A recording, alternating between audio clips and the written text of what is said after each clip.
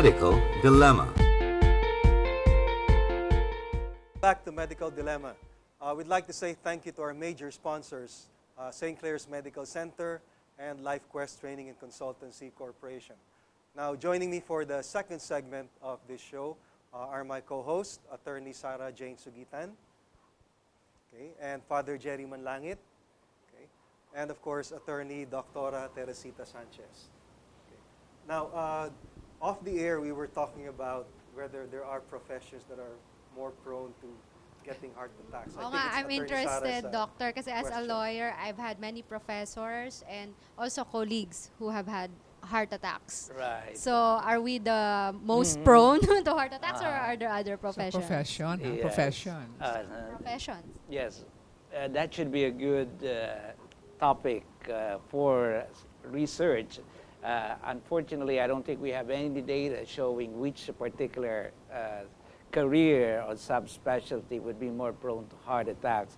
But in general, I guess we can safely say that the more stress-prone professions would have a higher risk of having a heart attack. So, Are lawyers more Oh, stressed? yeah. What do you think? So, in other words, it's not profession specific. It depends on the stress. Kasi for all you know, Right. doctora, maybe doctors are also a high level, We have very suffer high few level heart stress. attack candidates, right? Or marami rin? alam mo, Healthy lifestyle. right. Sige, go ahead. Yung ang irony minsan ron, sabi nga nila sa doctor test, di ba? Yung kung ano raw ang specialty mo, ang specialization mo, you usually have the problems associated with that specialty. So, Supposing cardiologists mas would marami have heart attacks, pulmonologists would have lung problems like chronic obstructive lung diseases, yung mga cancer specialists would have cancer. Kasi sabi nila, kasi yun ang palagi mong naiisip raw you're exposed to these kinds of illness and somehow your subconscious mind absorbs everything, and then you get to develop the disease. It's a theory. What about priests, Father? I'd like to take the idea of doctor. Wala akong You know, nababalitaan sa pare. we priests are always thinking about already something left behind. Right. Because we have such a vocation, and we have to preach that kind of idea. Yes, yes. That's why most of the priests would die at an old age. Uh-huh. They die at the ascending life. Uh-huh.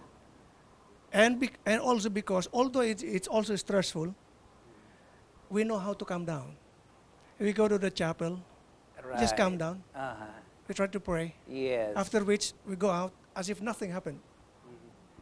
That's it. And then Right. we go on, move forward, still think of the life beyond. Right. I think that's a very important point, yung sinabi ni Father Jerry, because it's not really the stress which kills, but it's how you handle the stress. So given two individuals with exactly the same level of stress, or let's say exactly the same stressor, one may get sick because of the stress level, but the other one may be okay because it's the manner they handle the stress. So we can process our stress, and I guess priests are very good in doing that, processing the stress so that it does not affect them physically, emotionally, psychologically, whereas some people may not be able to manage stress, and they get affected. They really get affected both physically, psychologically. They get a lot of psychosomatic illnesses. We call it psycho from the mind, and then it goes down to the body, somatic, get psychosomatic. Oh, so the stress plays a very important role, very significant as far as heart diseases are concerned. Right. Oh. Because See? they can increase your blood pressure, they can Yes. increase your pulse Right. rate, etc. And Correct. that leads to that, right? Tama, kasi tumatas yung adrenaline level natin. We need adrenaline to keep us excited. Parang, kasi kung wala tayong adrenaline, para tayong kwanon, no? Low energy. Zombie, Pathetic. walang But too much adrenaline is also bad because like you said, Tess, that raises the blood pressure, that speeds up the heart rate. Parang sports car, kung sobrang tulin, sobrang powerful ng makina, makonsumo sa gasolina. Ang katawan natin ganun rin. Kung sobrang matulin, ang takbo ng puso, ang heartbeat, mataas ang blood pressure, makonsumo sa oxygen. And that's the reason we develop heart attacks, because heart attacks are caused by the lack or deprivation of oxygen.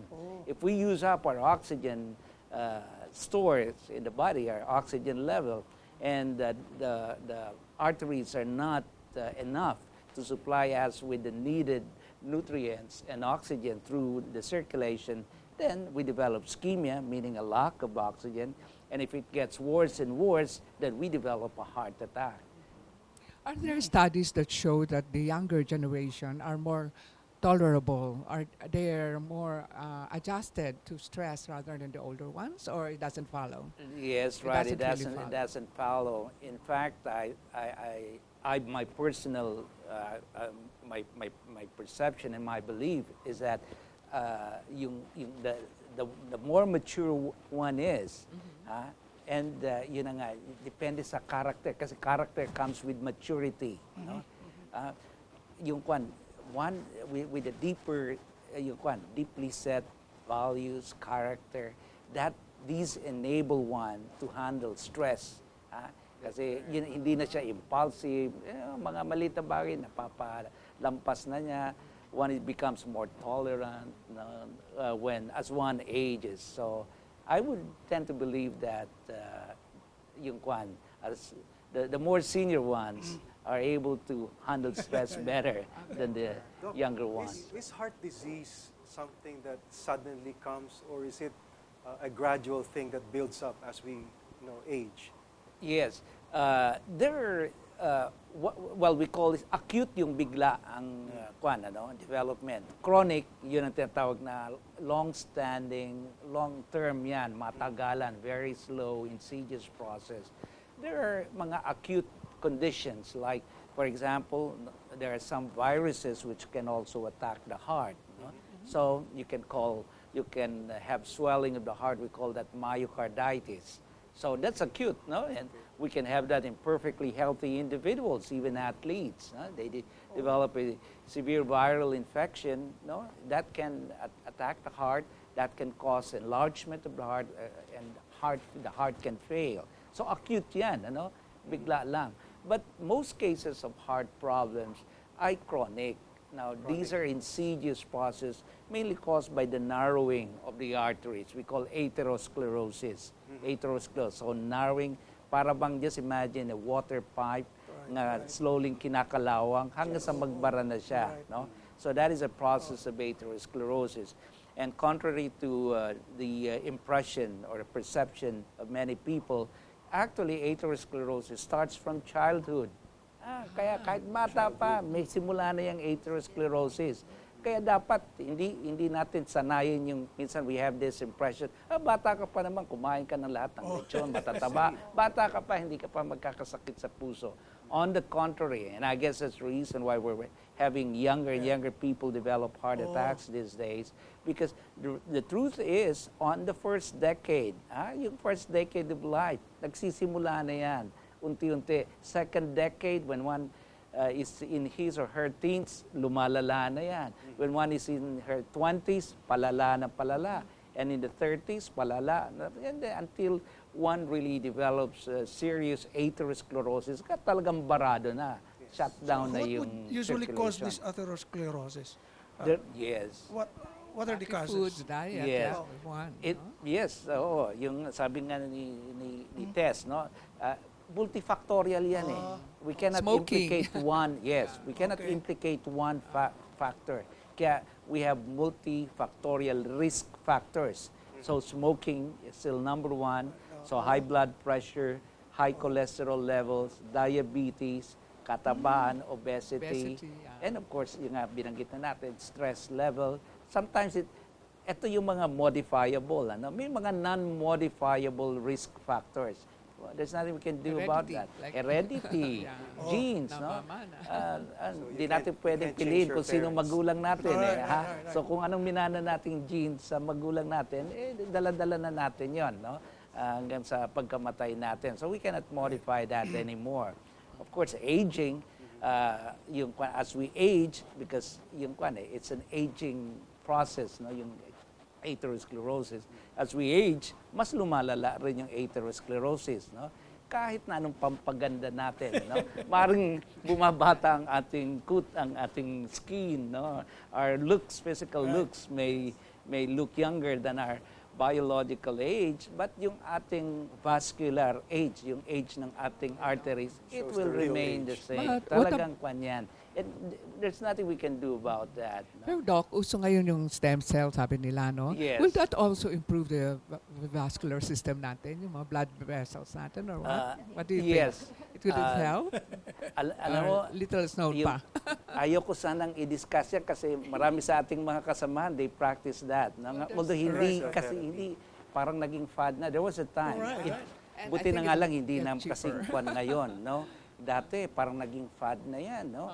Sa stem cells left and right, maraming I nagpa-practice think the sa mga- DOH had Right. already Oo. made an instruction or regulation about it. Correct, oo. Kasi medyo naaabuso Right, naman. right, doctor. Although, I consider it as a potential breakthrough treatment in the future. No? Kasi marami pa rin tayong hindi alam sa stem cells. But for now, I think we should refrain from using itong katulad ng mga stem cells, no, in conditions nga hindi pa naman talaga proven nga talagang cost effective siya, no, yung kasi yung nga, di ba, ang ating primary principle sa medicine primum non nocere, no? Right. First, do no harm, no? Yung so hindi natin alam kung wala talagang harm na nangyayari sa pasyente. It's too early. Oo. But in the States, they said it was many, many years ahead of us. They were Yes. already doing that, even in Europe, right? They're doing So, it, but still, it's still considered an investigational procedure. So under investigation pa, under research, there are only very specific conditions nga talagang medyo marami-rami na ang data, like yung mga blood problems, no? Some blood cancers nga pwede nang I think we have substantial, robust data which can really justify the use of intervention like stem Doctor, cells. earlier in the first segment, you mentioned that there are two kinds of subspecializations, invasive and non-invasive. Actually, So, several, but those are the two general general. ones, Yes. So my question is, there must be a stage in the disease progression where you have to choose between invasive and non-invasive. Am I correct in that perception? Who advises? I mean, who advises the patient? How will you advise a patient in case of cases Yes. like this? Actually, that's true, no? Because kailangan systematic yung the manner we evaluate the patient, not only by physical examination history, but by laboratory evaluation. Kailangan systematic and methodical. Hindi yung basta, sige, gawin na lahat, no? We cannot do that for all patients, no?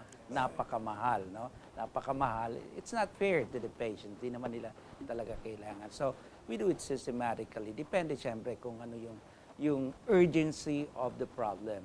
Kung majority of patients will be managed or treated with non-invasive means, no? Yung lang. So, ang first and foremost, yung lifestyle intervention. We call it already as a form of treatment. Yes. Lifestyle treatment. Healthy lifestyle, no? Kailangan talagang may inculcate sa pasyente the importance of a healthy lifestyle, no? If one is a smoker, tigil ang smoking. If one is a heavy drinker, medyo bawasan, i-regulate. If one is overweight, medyo slim down. If one is sedentary, exercise ng konti. And tamang pagkain, yung healthy diet. So, walang makakapalit riyan, ano? Nothing can change it. That is still the mainstay of treatment. And pag, let's say that's not adequate, for mga mild patients, that would be adequate na lifestyle change lang. Pag medyo mas matindi-tindi, hindi makuha sa lifestyle change, that's when we start on drug intervention. Yung mga tinitake lang drugs. So, hindi kasama yung stem cells nga. Invasive na yan. So no? these are the Pinakalas maintenance na yan. medicines Yes. that you Oo. refer to. Maintenance nga. Kasi like hypertension, Yes. diabetes, cholesterol problems, many of these will require lifelong treatment. Hindi yung, pag bumaba na presyon, pwede na itigil. Pag tinigil mo gamot, tataas na naman uli yan. No? So, same thing with diabetes, same thing with a lot of cholesterol problems. So kaya yung kwan, may maintenance na lifelong. And then kung talagang hindi na kaya ng gamot lang, talagang matindi na yung bara ng ugat, that's when we resort to invasive intervention. Yung angioplasty, yung pinaluluwag yung mga arteries, or kung medyo matindi na talaga, operation, yung bypass. Bypass surgery. I see. Okay. I don't know if this is true, but I'd like to pose the question. I heard that some cardiologists that are about to operate on certain patients would first assess the probability of that patient surviving. And I don't know if this is true. Some cardiologists actually refuse to operate on a patient whose chances of survival are very low.